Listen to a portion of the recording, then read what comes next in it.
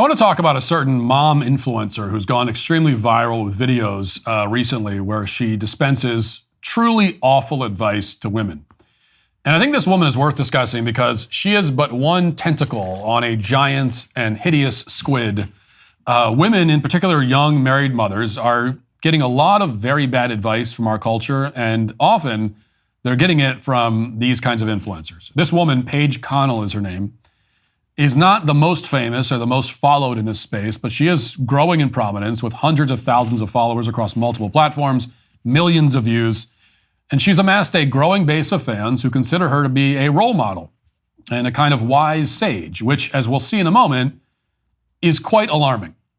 Now, much has been said about the so-called manosphere and the reported harm that those influencers are doing to young men. They're even making Netflix miniseries about it now. Not nearly enough is said about what we might call the woman's sphere. These are the feminist boss babe influencers like Paige Connell and the very real harm that they're doing to women and those women's husbands and children by extension. About a year ago, we discussed a video featuring Paige Connell where she was bragging, you may remember, about all the things she doesn't do for her husband. In case you forget, just to jog your memory, here's that insufferable diatribe again. Watch. A few weeks ago, I said I don't do my husband's laundry, and a lot of people are saying, whoa, whoa, whoa, those are small acts of kindness. Why wouldn't you want to do that for your partner? But here's the thing. Small acts of kindness that are mostly domestic labor just add up to work at the end of the day. So here's a list of things that I don't do for my husband. You all know I don't do his laundry. He can do that himself. I do my laundry, and we do the kids' laundry, but he does his own. I don't cook dinner. He cooks dinner every single night. I do breakfast and lunch for us and our kids. I don't pack him a lunch. If he's hungry, he'll figure out what he's going to eat for lunch the same way that I do. I don't make his doctor's appointments because guess what? He's not making mine. Would it be kind of me to do that? For sure. Is it my job? Absolutely not. I want him to be healthy, but he's a grown-ass man and he can book his own appointments, right? There's a lot of things that I don't do for my husband. I don't schedule his haircuts. I don't pack his clothes for vacation. Right? I don't do those things. I don't buy him new underwear when it's got holes in it. All of those are things that he's a grown man and he can do himself. Can I do small acts? So she goes on listing all the things she doesn't do for her husband. Won't do her laundry, won't do laundry for her husband, won't cook him meals, won't help him keep appointments, won't help him pack for trips, won't do anything that requires any effort. In fact, she'll put in effort to avoid doing things for her husband. This is a woman who apparently picks through the dirty laundry, puts her husband's stuff to the side, and forces him to do it himself. Then she calls it an act of kindness when she buys him a bag of chips at the grocery store. Now, why is Paige so committed to never doing anything that might lead to embarrassing accusations that she actually loves and respects her husband? Well, because Paige, as the woman in the relationship, is burdened with an enormous, quote-unquote, mental load. Now, Paige talks a lot about the mental load. She has a mental load explainer front and center on her website. It says, quote, "The mental load of motherhood is the often invisible cognitive and emotional labor that mothers carry in managing household tasks, family schedules, and daily logistics. The mental load often falls disproportionately on mothers, leading to stress and burnout. Paige has designed resources and support to support and advocate for open communication between partners to share this invisible labor responsibility equitably, ensuring that both partners actively participate in noticing, planning, and executing household tasks and family-related tasks." Now, if you want to know more about this, the good news is that Paige offers one-on-one consultation. It'll only cost you about $250 an hour. So you can unload your mind and your wallet at the same time. Pretty good deal. Now, the mental load, as I mentioned, is a constant theme in Paige's work. She's convinced that women carry a disproportionate allotment of the mental burdens of supporting and caring for a family. She's made dozens of videos about it, one after another, all with the same message, which is that women carry basically the whole mental load of marriage and family life. Men carry almost none of it. And this is a total fiction. But it's a fiction that is apparently very appealing to a large number of women. So let's now play the latest video from Paige, which has gone astronomically viral on X. It has over 100 million views, well over 100,000 likes. Tens of thousands of women are cheering and shouting amen to this video. And it is a 5-minute rant where Paige tears her husband down, complains about him, belittles him, and reveals that she even considered divorcing him. And she offers all of this to the public for some reason. Listen. I have been with my husband for almost 20 years, but about 3 years ago, I was strongly considering divorce, and I want to talk to you about why. So I'm going to tell you the story of the day where I thought to myself, maybe I don't want to do this anymore. My husband and I had 4 kids. We both worked full time. We had been together for 16 years at this point. We've been together since high school. And on paper, I have an amazing husband. He is incredibly supportive. He's kind. He's loyal. He's a great dad. He's very hands-on. He's an active participant. He's always present. Like, on paper, what else could I ask for? But in reality, my experience is very similar to the experience of other women. I had this amazing husband who on paper was great, but I was incredibly frustrated and burnt out from our marriage and from motherhood. Because what happens to so many of us is that we marry these amazing men and we have amazing relationships, and then we have kids. And when we have kids, women tend to carry a disproportionate amount of the work in the home, the work of raising kids, and the mental load. And that is exactly what happened to us. About 3 months after my 4th baby was born, I remember looking at my husband and saying, I need more. I need you to do more. I am exhausted. I am in charge of everyone and everything in this house. Every night when we cook dinner, you ask me what to make. Every day when you drop off the kids at daycare, you ask me what they need in their backpacks. I am the project manager of this home and I need you to do more. And he looked at me and he said, okay, just tell me what to do, right? Every woman has heard this. Just tell me what to do and I'll do it. And I said, okay, something that would make my life easier is if in the mornings when I came downstairs with the 4 kids, because I do mornings by myself, the dishwasher was emptied, the dishes were put away, and the trash was taken out.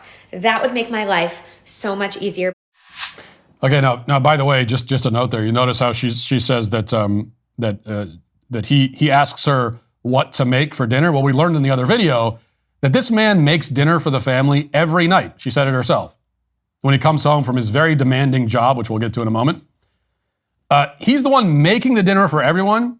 All he does is ask her what she wants. And so somehow in her mind, she has the greater burden when it comes to dinner because she only has to say, here's what I'd like. She spends 10 seconds saying what she wants. He spends an hour making it, but the burden is on her somehow in her mind. So we've learned so far that her husband is amazing. He's loyal, supportive, attentive. And yet she still considered blowing up her family and upending her children's lives because she was frustrated that he wasn't doing chores the way she wanted. Now, why would that thought even enter her mind? How in the world could the dissolution of your marriage ever even be considered as a solution for household chores? Well, she goes on to explain it all came to a head one morning when she walked into the kitchen only to discover that her instructions had not been followed. That was the precise moment when she considered throwing her marriage vows straight into the garbage. And there was this one morning where I woke up and I went to put something in the trash and it was overflowing. And I went to get my son's water bottle and it was in the dishwasher with all the other clean dishes. And I felt so disrespected and unseen and unvalued at that point in time. And I remember texting my husband being like, what happened? Like, why didn't you do this? And he said, sorry, I was running late for work. And I remember thinking, oh my God, he doesn't see me. Because what he's done has now made me late for work. And he doesn't care about that. He doesn't care about the impact on me. And he doesn't see how every single thing in our home happens because I ask him to do it, or because I do it myself, or because I planned and organized it. The diaper bag is full because I filled it, right? I put the wipes in there. And I felt so frustrated. And I remember thinking, what's the point? What's the point of doing this with someone else? I might as well just do it alone. Now, the happy ending to this story is that she decided not to divorce her husband because he started doing what she wanted him to do without being told. And as she puts it, a woman's love language is not having to ask. So she expects everything to be done exactly as she wants, exactly when she wants, and she expects that all that to happen without having to say it out loud. If it doesn't happen, she will seriously entertain ending her marriage. And somehow she sees herself as the good guy in this scenario. Even worse, thousands of women seem to agree. Even though approximately 100% of those women would be furious if their husbands ever came up to them and said, honey, I expect you to do what I want without being told. Okay, a man who said that publicly about his wife would be denounced as an abuser by the very same women cheering Paige Connell. The glaring double standard in this video, and in literally every video this woman makes, is just one problem. There are many others. Let's start with the fact, again, that she is criticizing her husband publicly. The first rule of marriage is that you do not attack, criticize, or tear down your spouse publicly. much less do you use your spouse's supposed flaws as clickbait on the internet. Paige, though, has made an entire brand out of doing exactly that. But again, we can bet that if her husband ever made one single video where he spent even 1 minute offering the slightest critique of his wife, she would lose her mind. And we all know that. She desperately wants to feel seen, but I'm guessing she doesn't want to be seen like that. You know what keeps me up at night? The state of our country. But at least I'm not tossing and turning because of my mattress anymore. That's right, folks. I'm talking about Helix Sleep. I never realized how badly I needed a new mattress until I finally got one. My Helix mattress actually supports my body the way that it should. And I'm sleeping straight through the night for the first time in years. The best part is waking up actually feeling refreshed instead of dragging myself out of bed. What makes Helix different is they don't just sell you a random mattress. They actually customize and match you with the perfect one for your body and sleep style. Whether you're a side sleeper, back sleeper, or somewhere in between, they've got you covered. Helix has a sleep quiz that'll match you with your perfect mattress in under 2 minutes so you can get better sleep and a better start to each day. Trust me, when you find the right match, you'll wonder how you ever slept on anything else. Right now is actually the perfect time to upgrade your sleep because Helix is offering an incredible deal with their spring savings event. Go to helixsleep.com/Walsh to get 20% off site-wide. That's helixsleep.com/Walsh for 20% off site-wide. Start sleeping better tonight. helixsleep.com/Walsh. Now, Paige insists that she is the exclusive carrier of the mental load. All that tells us is that she is a raging narcissist who has never stopped to even consider what kind of mental and emotional burdens her husband might be shouldering. Now, we talked about this during a segment last week. We often hear about emotional labor in a marriage, which means basically the same thing as the mental load. And these terms are always used by and about women. The assumption is that men have no mental load, that they have no emotional labor. And the reason why some women, like Paige, have come to that conclusion is that, along with being raging narcissists who are fundamentally incapable of showing the slightest empathy for the men they married, they're also confused. They confuse their husband's lack of complaints with a lack of things to complain about. The fact that he's not saying his complaints out loud is taken to mean that he has no complaints in his head. But their husbands don't go around whining about their mental and emotional troubles because they're trying to spare their wives from having to share in their burdens. Also because they assume, rightly, that their wives will hold it against them and resent them if they open up. Here's what we know. If Paige's husband were to actually talk about his mental load with Paige, she's the kind of woman who would flip it around and make it immediately about herself. Because suddenly, his sharing of his mental load has only contributed to her mental load. Next thing you know, she's filming another TikTok video bashing him while he's at work. So he says nothing. And his wife considers that as evidence that his mind is free of all troubles, but that is certainly not the case. So what then might Paige's husband's mental load consist of? Well, for one thing, he works full time to support his family. Even in our enlightened age, in the majority of families, men are still the primary or sole breadwinners in the majority of cases. Now, I know you might object and say that, well, Paige has a full-time job. That's true, but listen to her on a podcast recently describe her job. And this is really important, okay? Why she still has it, even after having kids. Listen. The reason I feel like I have to often justify it, right? I shouldn't have to do that, but I do. I justify it. And the reason that I personally remain in the workforce is first and foremost because I wanted to. I want to have a job. I want to have purpose outside of my kids. My parents were divorced when I was young, and I always saw the value in my mom being able to support herself and have that financial security. That's really important to me, not even just for divorce, but God forbid something happens to my partner. He works an incredibly dangerous job. Like, I want to know that I could take care of my family if I wanted to. It gives me purpose, right? It gets me motivated. More than that, if we were solely talking financial reasons, what I've said is oftentimes people leave the work for a short period of time, or people tell them to, like, just leave for 5 years, you can go back. And for me, the short-term cost savings didn't outweigh the long-term opportunity for my career, for my income growth, for my retirement fund, for my benefits, right? All of these things that I want to do in 10 years require me to stay in the workforce now. I. You notice when she was talking about why she has a job, she never once mentioned her kids. So why does Paige work? Well, she works first and foremost, you heard her say it, because she wants to, because she enjoys it, because it gives her purpose. Okay, fine. But, and this is important to understand, the mental load of your job is significantly decreased if you're doing it essentially for fun. On the other hand, if you asked Paige's husband why he works, he would likely give the same answer that almost any husband and father would give. Go up to any man, ask him why he has a job. Okay, I guarantee you he's not going to say, well, first and foremost, I work because it gives me purpose. No, he will say that he works because he needs to provide for his family. He works because he has to. Paige works because she wants to. The pressure and burden of providing for the family still falls primarily on him, even if her income is equal or almost equal or even greater than his, because she could quit her job if she wanted to. He cannot. He's the backstop. He's the cornerstone. He works because he must.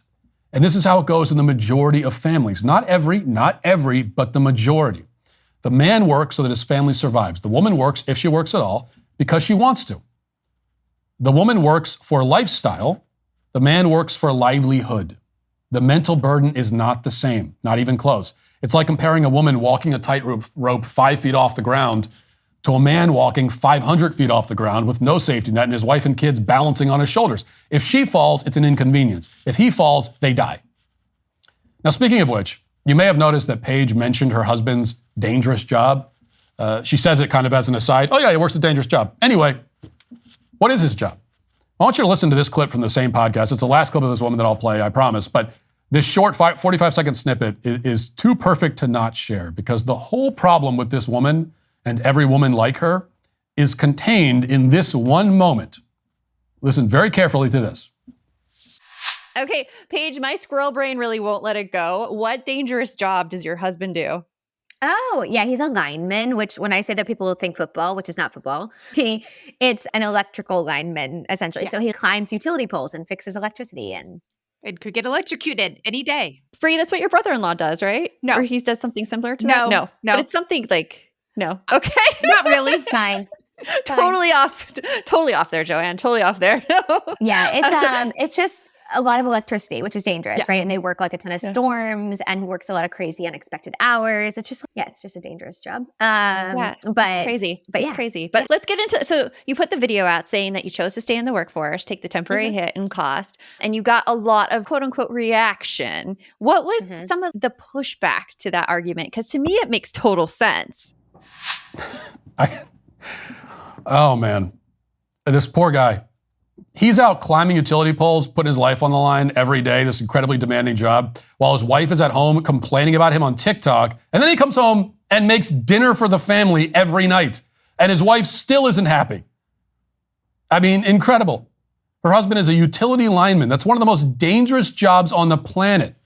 And in the middle of Paige whining about all of her mental loads, she briefly acknowledges that point and then pivots right back into whining about people being mean to her on Instagram or whatever. Hey, Paige, do you think that maybe there might be some mental loads involved in doing a job with a fatality rate 400% higher than the national average? You think the possibility of dying on the job might weigh a bit on your husband's mind? You think the mental load that he carries because he might die on the job might even be just a bit higher than the load you carry because you have to write a grocery list? You think? Maybe? He is literally risking his life every day to provide for his family. But you insist that the mental burden is carried exclusively by you because you spend more time worried about the dishes than he does. Your husband left in the morning to go do a job that might kill him. Then you woke up and the only thing you could think about was the fact that he didn't unload the dishwasher. You complain about feeling unseen because some household chore wasn't completed. Meanwhile, you apparently don't see your husband at all. I mean, I've never met the guy, and I have a greater appreciation for the sacrifices he makes and the struggles he faces than you do. Paige's problem, aside from being monstrously self-absorbed, is that it's the same problem that, thanks to feminism, plagues so many marriages. She insists that everything has to be equal, even though equality in a marriage is impossible. Yes, women, it's true, often end up taking on a disproportionate amount of the domestic responsibilities. That's not oppression. Okay, that is millennia of biological hardwiring. A woman's mind tends to be more focused on needs inside the home, which is why a woman might tend to be, like, the fact that there's dishes to do, a man can do the dishes, but he's not going to be troubled by that fact to the extent that a woman will be, which is not an insult to women. It's just women are more focused on that. A man's mind is more focused on what needs to be accomplished outside the home for the sake of the family. Here's the point. Neither the husband or the wife are wrong in their focus. In fact, it's good they focus on different things. They got all the bases covered. That's the way it's supposed to work. They're different. But women like Paige are forever frustrated and doomed to misery because they just cannot accept that their husband is different. They cannot accept that they married a man and not a woman. But this inequality cuts both ways. There are things that the wife will bring to the table in unequal measure. There are also things that the husband brings to the table in unequal measure. Most obviously, as we discussed, in the vast majority of cases, the husband is the financial bedrock of the family. He's the sole breadwinner, the primary breadwinner, or even in cases where he's neither sole nor primary, still very often the necessary breadwinner. The wife can have a job or not. The husband must have a job regardless. But it's not just that. The husband also provides many other things, including a sense of security and safety. Now, it's unlikely that he'll ever have to fight off armed intruders, but even so, his wife and children look to him to feel secure. The wife, in turn, provides precisely no sense of security and safety for her husband. The wife feels safer with the husband there and around.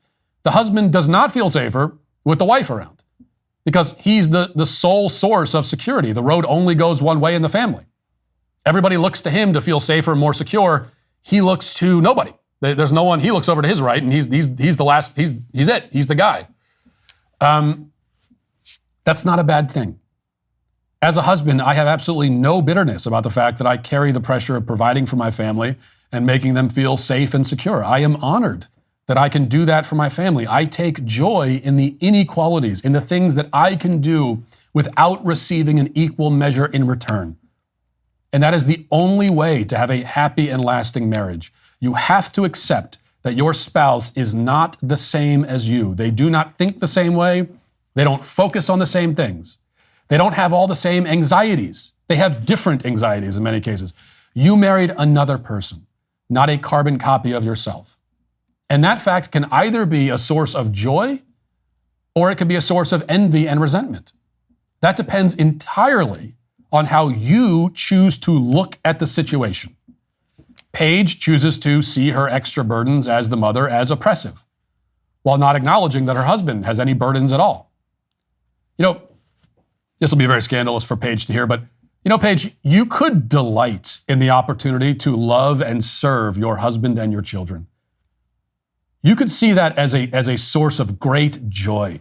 You could say, I get to serve and love my husband and my children today, and I am joyful about that fact. You know what? There are things that I bring into this house and I bring into this marriage that my husband doesn't, and I am so glad that I'm able to do that for them. You could have that attitude. Instead, you choose to be irritated and disgruntled all the time. Paige could choose to see her husband as the man who risks his life to provide for his family. Instead, she chooses to see him as the dummy who forgot to unload the dishwasher. She chooses misery, and so she gets it. And sadly, so does her family. And that is why she is today, with a vengeance, canceled. If you'd like to see what else I have to say, you can access my full show by going to dailywire.com or by going to the Matt Walsh Show Twitter page. Hope to see you there. Godspeed.